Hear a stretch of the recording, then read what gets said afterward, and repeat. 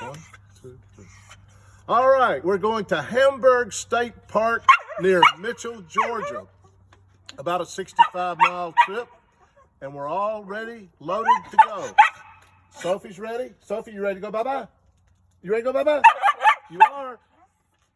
Lily Bell's ready. She's got her place. And Angel, she's kind of ready, but she will enjoy the trip too. Okay, everybody, let's go.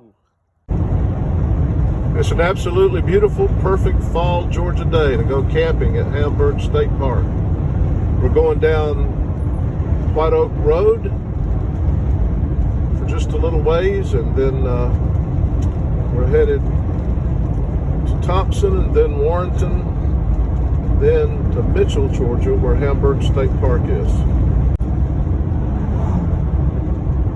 I really enjoy riding through the Georgia countryside. This is in Warren County. We're only 22 miles away from Hamburg State Park. This is the road to Mitchell. We're almost there, 7.5 miles away.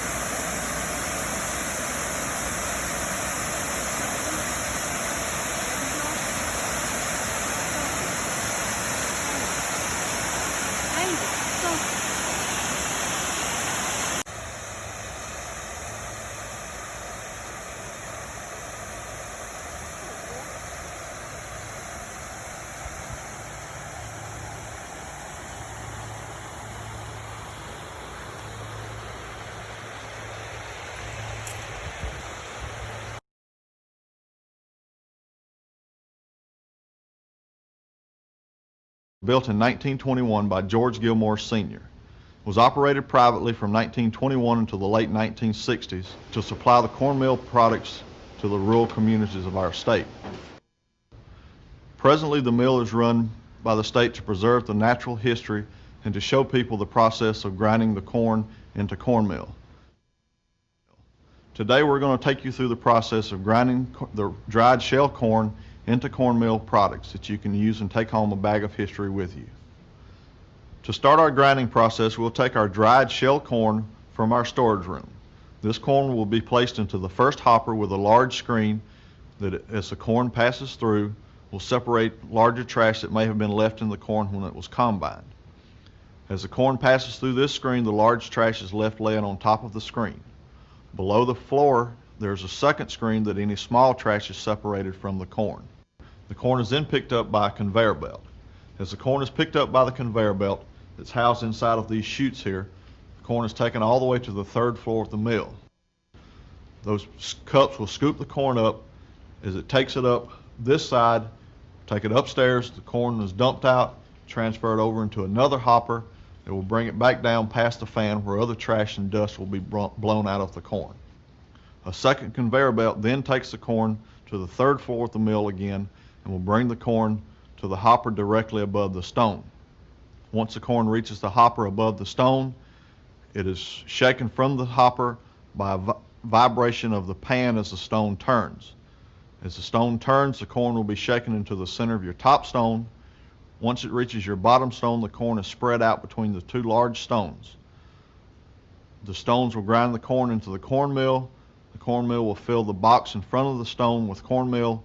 Cornmeal is then bagged into bags by hands, taken over to our scales to weigh the bags, and tied and processed and ready to go for sale in our country store. Most people, when they see an old mill, expect to see a water wheel to power the mill. Here, when the mill was built in 1921, there was a water turbine installed because a water turbine is a lot more efficient to use than the water wheel. The turbine is located 18 foot below the top of the dam and is powered by water that's pulled off of the bottom of the lake rather than by water that's flowing over the dam. This is an older turbine that was replaced a few years back. The turbine has a handle that comes off of this gear here. As this handle is turned, we'll work the gears and we'll open each individual gate that's around the turbine. As the gates are open, the water will flow through the turbine, will catch into the runners that are on your turbine, and will spin the center part of your turbine. This is connected to a pulley on top of the turbine, has a 10-inch wide belt attached to it. When the handle is turned back in the opposite direction, the gates are then closed down and will stop the flow of the water going through your turbine. Once you stop the flow of the water going through your turbine, all of the power to the mill is then stopped. When the mill is in operation, only your top stone will turn. Your bottom stone will stay stationary. Your top stone is turned by a shaft that comes up through the bottom stone and is connected in with the top stone. Okay, as your top stone turns, there's a small space between the two stones, and this is where your corn is ground. After you grind a certain amount of corn, your stone will become smooth. It'll have a smooth surface on it. And to grind good, fine cornmeal, your stone needs to have a rough surface on it. So when this happens, we will have to take the stones apart to resurface the top and bottom stone and just put a rough surface back on the stone. This is done by taking the tongs and slipping into either side of your top stone and use a hand-turned winch to raise the top stone away from your bottom stone. Once the stone is completely raised, your top stone will be flipped over where you can see the face of your top stone, and then you can see the face of your bottom stone.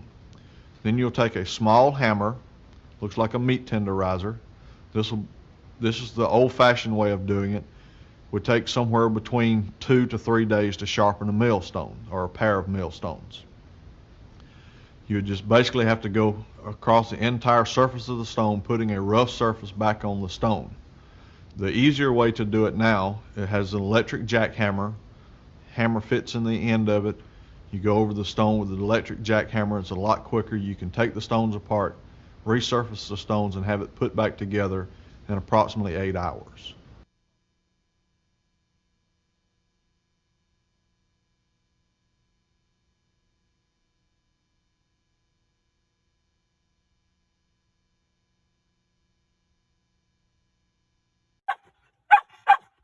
You ready to go home, Sophie? You ready? Huh? Let's go home. Well, all good things must come to an end. We're leaving Hamburg State Park. We sure had a wonderful time. It's only 49 miles to home.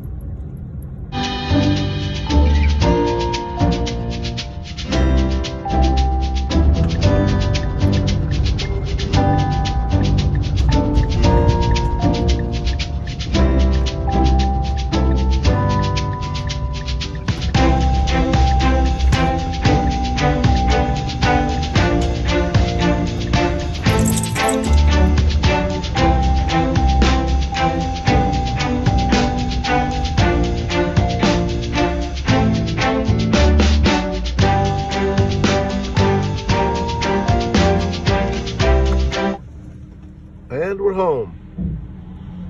Thanks so much for watching. Please like and share and subscribe.